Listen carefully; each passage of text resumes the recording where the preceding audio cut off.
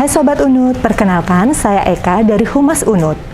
Kalian tahu nggak sih kalau di Unut ada 118 program studi yang koprodinya baru semua?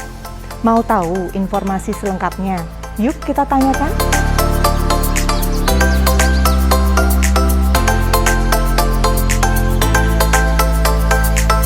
Selamat siang Pak Rektor, mohon maaf mengganggu. Jadi selamat siang Mbak Eka, subkoordinator dari Hubungan Masyarakat Universitas Udayana. Selamat datang di ruang kerja saya. Terima kasih Bapak Rektor. Mohon izin Bapak Rektor, sebelumnya kami langsung saja Pak Prof ingin menanyakan beberapa hal. Kami mendapatkan informasi bahwa sudah ada penetapan koordinator program studi di 118 program studi yang ada di Universitas Udayana. Dan apa benar informasi yang kami terima Pak Prof? Betul, ya. Jadi kemarin, tepatnya tanggal 19 Januari, saya sudah menandatangani dan meneruskan surat keputusan rektor berkaitan dengan penugasan dosen-dosen di lingkungan Universitas Udayana untuk menjadi dan ditugaskan sebagai koordinator program studi di 118 program studi, baik S1, S2, S3, profesi, spesialis, dan program vokasi. Jika Sobat Unut boleh tahu nih Prof, apa kriteria dari penetapan para koprodi tersebut? Jadi menurut Peraturan Rektor nomor 7 tahun 2021 ya, jadi di situ sudah jelas dirinci persyaratan dan tata cara pengangkatan seorang koordinator program studi. Yang pertama itu yang bersangkutan harus pegawai negeri sipil, ya, pegawai negeri sipil yang sedang aktif minimal 2 tahun. Artinya terlibat dalam pelaksanaan tridharma di Universitas Udayana 2 tahun terakhir. Jadinya tidak sedang tugas belajar, tidak sedang izin belajar, atau ditugaskan di tempat lain sehingga tidak melakukan tridharma di Universitas Udayana ini 2 tahun terakhir.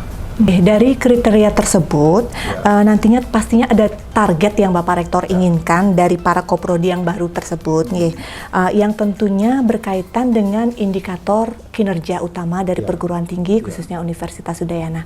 Nah, kira-kira targetnya nih ke Pak Rektor? Ya, jadi tentang target, jadi karena program studi itu adalah frontliner atau garda depan dari Universitas Udayana untuk melakukan proses perkuliahan dan pembelajaran, itu ada di program studi. Nah, kemudian tentu target yang harus dicapai oleh seorang koprodi itu adalah target berupa indikator kerja utama perguruan tinggi. Nah, artinya begini, di indikator kerja utama perguruan tinggi itu ada 8 indikator kinerja yang harus suatu perguruan tinggi itu penuhi dalam tahun yang bersangkutan.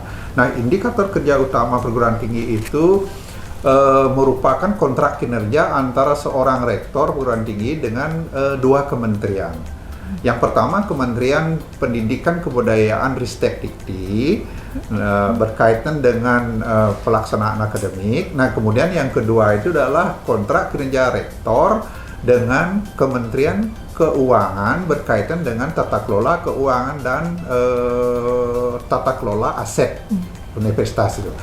Nah, jadi apa yang harus dilakukan oleh seorang koprodi itu adalah perpanjangan kontrak kinerja rektor dengan 2 kementerian itu, yang sudah kami diskusikan kepada dekan, kemudian dekan melalui koprodi.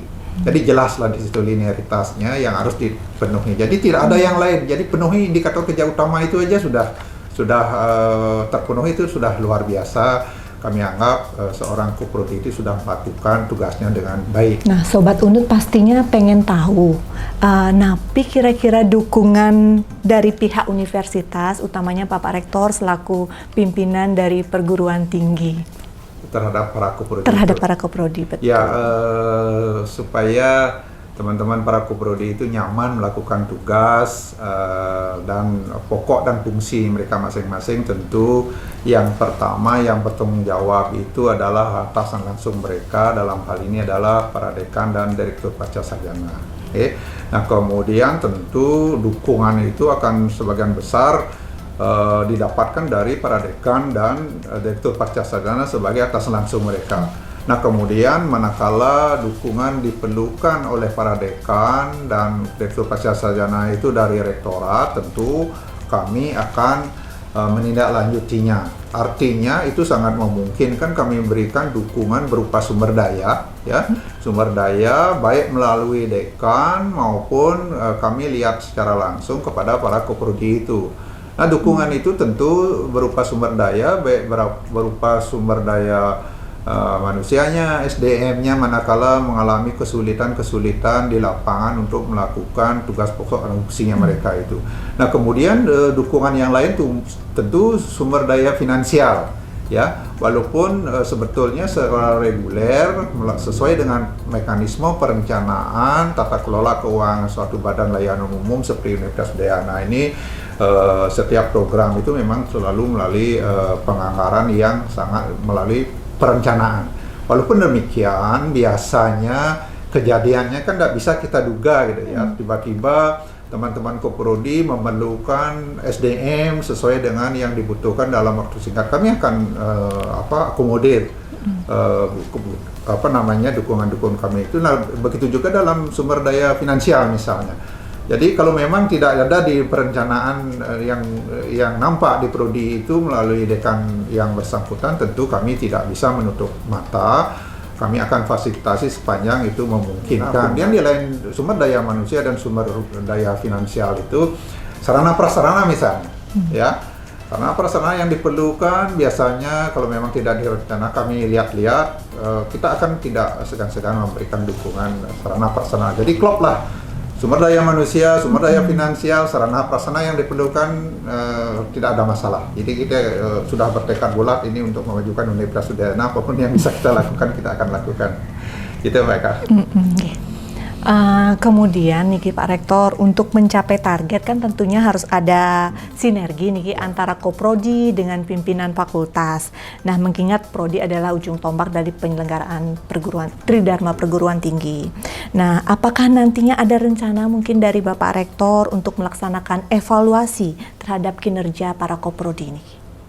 Ya, mungkin evaluasi tahunan. Ya, jadi memang evaluasi itu memang kita selalu adakan untuk yang pertama tujuannya itu bukan mengkoreksi teman-teman para koprodi, tetapi sebetulnya untuk meningkatkan kinerja. Manakala ada sesuatu yang memang kinerjanya tidak begitu bisa kita harapkan, jadi tentu kita lakukan evaluasi.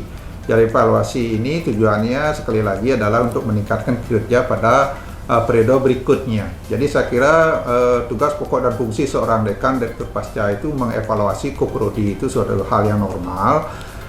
Tentu itu dilaksanakan dan saya serahkan kepada para dekan dan direktur pasca masing-masing apakah proses evaluasi itu dilakukan setiap semester atau setiap 6 bulan sekali atau setahun 2 kali, kami persilahkan. Nah, manakala nanti sesuatu memang diperlukan dan rektorat memerlukan dan memandang perlu untuk ikut terlibat dalam satu evaluasi program studi, tentu kami akan lakukan kewajiban itu sehingga nanti capaian-capaian sudah kita targetkan bisa dicapai dalam waktu dekat sehingga tidak terlalu menyimpang lah. Jadi sekali lagi linearitas seperti Mbak Eka bilang tadi itu memang sangat diperlukan antara koprodi, pradekan, direktur pasca, rektorat. Jadi kalau sudah satu garis, satu jalan gitu, saya kira apa yang menjadi cita-citakan lebih cepat bisa tercapai. Pertanyaan terakhir nih Pak Rektor, apa harapan Bapak Rektor terhadap prodi-prodi yang ada di lingkungan Universitas Udayana ke depannya, Pak Rektor? Harapan saya banyak sebetulnya, tapi yang terpenting itu yang pertama tentu mereka punya tanggung jawab dalam rangka mencerdaskan kehidupan bangsa, ya, meningkatkan sumber daya manusia, kualitas dan kuantitasnya, berkontribusi sebagai institusi program studi itu menghasilkan sumber daya manusia yang unggul, mandiri, dan berbudaya. Itu yang pertama. Tetapi dalam prakteknya yang pertama yang kita perlukan itulah pertama bagaimana anak didik atau mahasiswa setelah dia meninggalkan program studi itu memiliki kompetisi yang sangat tinggi sesuai dengan bidang yang mereka pilih masing-masing. Nah, kemudian mereka para mahasiswa itu dididik sedemikian rupa sehingga tepat waktu lulusnya. Makin banyak yang lulus tepat waktu semakin bagus program studi itu. Nah, kemudian berikutnya tentu serapan dunia kerja ya bagi para alumni ini setelah mereka melakukan pembelajaran di prodi itu akan sangat tinggi. Dan itu indikator yang harus kita pertanggungjawabkan, di mana nanti para alumni itu bisa melakukan sesuai dengan apa yang mereka pelajari selama ini, kemudian itu meningkatkan kesejahteraan tidak saja bagi bangsa dan negara, tetapi dia harus bertanggung jawab untuk meningkatkan kesejahteraan di keluarganya dulu, ya, meningkatkan kesejahteraan keluarga, kemudian dengan demikian nanti masyarakat, negara, bangsa itu pasti akan lebih baik. Itu yang perlu saya stressing, tugas seorang koprodi itu di situ, ya, karena saya tidak bisa intervensi di situ, karena koprodi harus mengawal hal-hal yang saya sebutkan di situ. Itu ya harapan kami di bidang akademik. Nah, kemudian yang kedua, saya harapkan seorang koprodi ini nanti meningkatkan status program studinya yang selama ini barangkali sudah terakreditasi A, ya, nanti bisa meningkat menjadi akreditasi unggul. Nah, kalau sudah unggul di tingkat nasional melalui akreditasi BAN, PT, LAM PTK, LAM teknik dan seterusnya itu sudah bagus, harus ditingkatkan menjadi akreditasi di tingkat internasional. Harus, ya. Dan akreditasi internasional itu apa yang menjadi aliviasi dari program studi itu saya serahkan kepada program studi masing-masing. Harapan kami sekarang yang 118 program studi di UNUD itu sudah 115 terakreditasi dengan sebaran itu unggul, ya, sangat baik sekali, dan B. A dan B, tidak ada yang C. Cuman ada 3 yang akreditasi yang belum terakreditasi karena prodi baru. Harapan saya nanti kalau sudah akreditasi tingkat nasional bagus, sekali lagi saya akan dorong, berikan jalan yang selebar-lebarnya bagi seorang koprodi itu sehingga dia bisa mampu membawa prodinya terakreditasi internasional. Artinya apa? Kalau nanti suatu program studi itu sudah terakreditasi internasional, ya artinya secara internasional kita jaminan mutu kita, quality insurance kita itu sudah diakui, tidak secara di internal di Indonesia secara nasional tapi juga di dunia internasional, sehingga kita lebih dikenal, kita mendapatkan mahasiswa asing akan lebih baik, kemudian rekognisi dari stakeholder karena sudah terakreditasi internasional akan semakin nyata.